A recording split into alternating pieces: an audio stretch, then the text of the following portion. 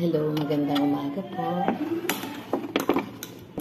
Biyernes na naman. Magkape po tayo.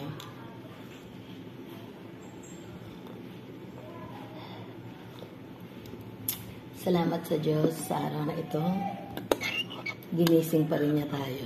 Kahit marami tayong mga iniintindi sa buhay. Kain po tayo ng pandesal. Ayan po. Almusal ko muna ngayon ay pandesal.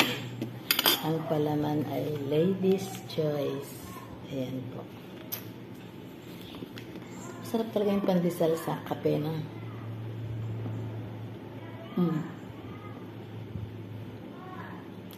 Ang unti ng tulog ko. Dapat pala naglagay ulit ako ng kinakipats. Tapos nagmedyas ulit ako. Kasi pinulikat na naman ako. Yung pulikat na talaga. Ang sakit. Isa pa. Nanaginip ako ng sari-sari. First time kong maranasan yung managinip ng iba-iba. Tapos pagising wala kang matanda. Grabe, no?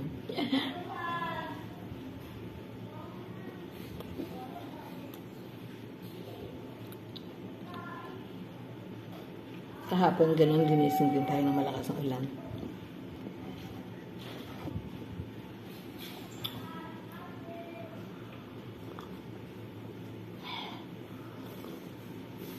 Ganito pa yung gusto ko sabihin para tayo napapasok.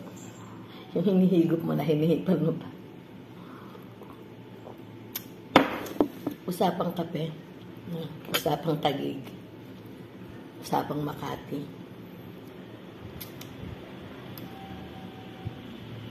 Tanggapin na lang po natin ang mga changes. Tinitiyak ko po sa inyo na sisikapin din ang Taguig na maibigay ang the best. Kasi naniniwala po ako na ang lahat po ng mga pamunuan, iyan naman po ang adikain, ibigay ang the best. Siyempre, katuwang tayo mga mamamayan. Kaya, mulit-muli, welcome po sa Taguig. God bless everyone.